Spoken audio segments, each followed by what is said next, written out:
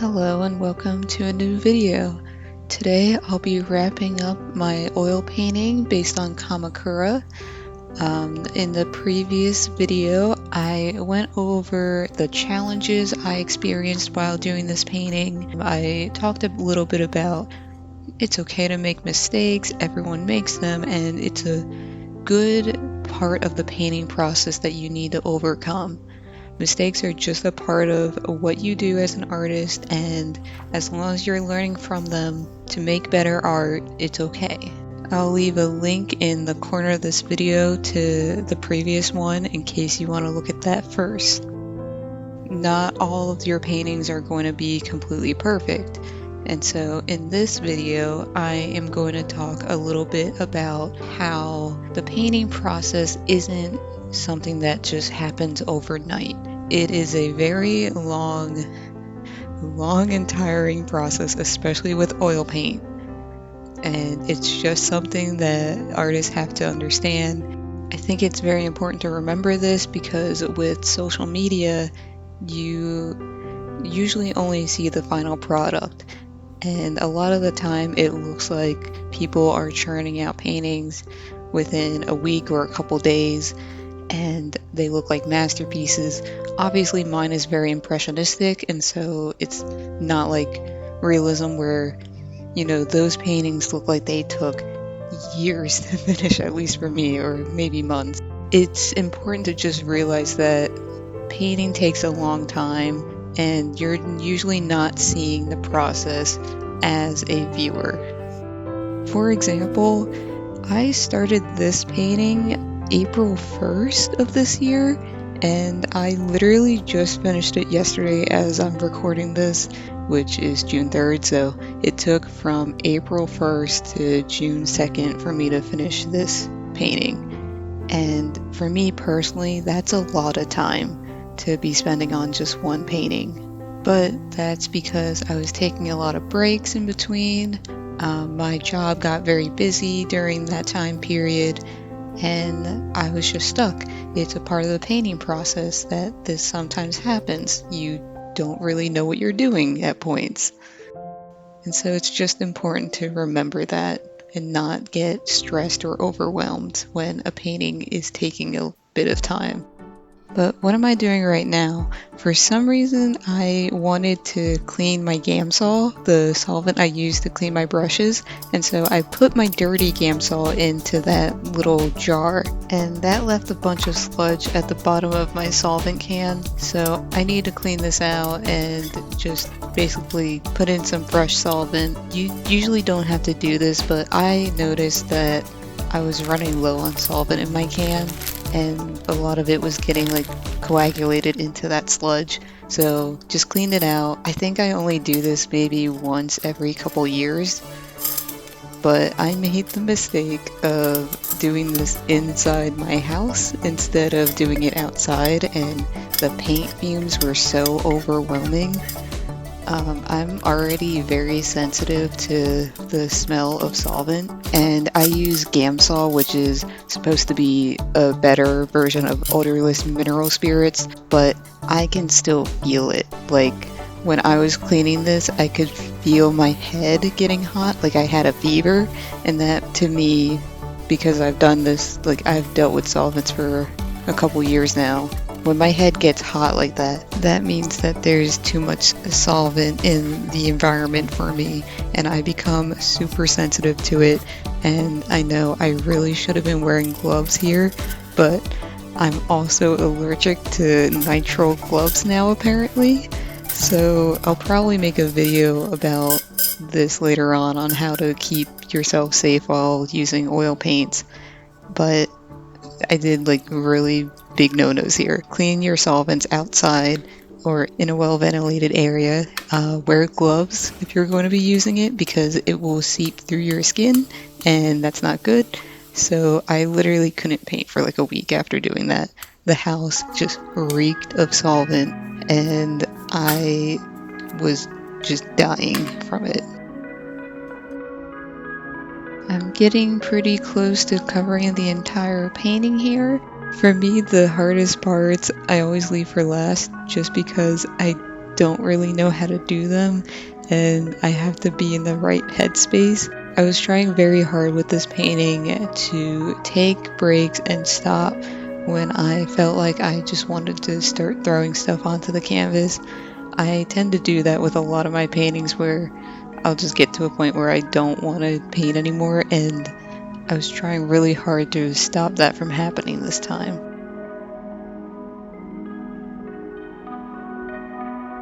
Also, I wanted to film Mochi here. This is the first time that she's ever used the bottom of her cat tower as a sunspot. So I just thought it was really cute. And she did not like me petting her. Okay. She just swatted me. She really hates being pet when she's laying in sunbathing. I think we were just starting her anxiety meds at this point, so she's still super lethargic and was just trying to acclimate herself to them, but she's doing a lot better now. And this painting is almost done. I just need to finish doing the lines on the power lines. I'm basically just trying to follow the path on some of them and making it look as messy and just crazy as possible, just to be reminiscent of how they actually are in Japan. I honestly just love how it looks in Japan when I look at a power line and there's like 50 cords going to each one.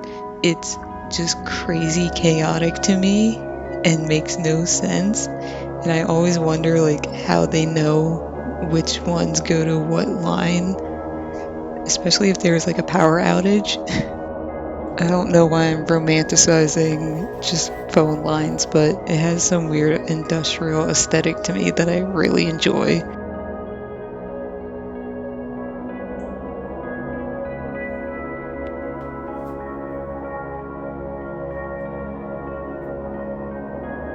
Going back to what I was talking about at the very beginning of this video, I really just wanted to make it clear that a lot of oil paintings take a very long time to make.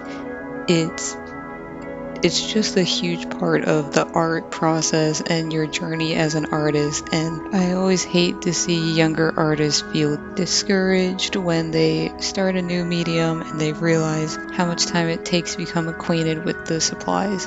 It's not like you're going to just pick up the brush or the medium that you're working with and be a master at it. It's just a very long process that you have to keep doing over and over again. And I feel like social media content really clouds our perception on how long something should take. It's just seeing constant content from people online, especially like when I'm on Instagram and I look at other artists and they're pumping out pieces that would take me like a week at minimum to complete. It can feel overwhelming. It could make you feel like you're not doing enough for yourself or for your passion if you're not creating as fast as them. And it's honestly, you just don't see the behind the scenes. You don't see how much time they're taking on their pieces, and it's honestly more important to focus more on the process, enjoying how you're doing your work instead of worrying about how quickly you're doing it.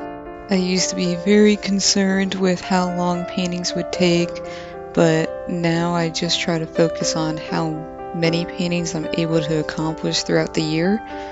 I find more happiness seeing what I've been able to create year over year than worrying about how quickly I made it. But again, this painting took me about 2 months to complete. That's not full time, it was on and off again. I had a lot of work outside of this. I had a lot of personal things that I had to work on outside of this painting, but it took me a good amount of time and I'm very happy with how it turned out. And I'm very glad that I made those mistakes at the very beginning because I feel like that helped me grow as an artist and learn to pick my colors a bit more intentionally than I usually do.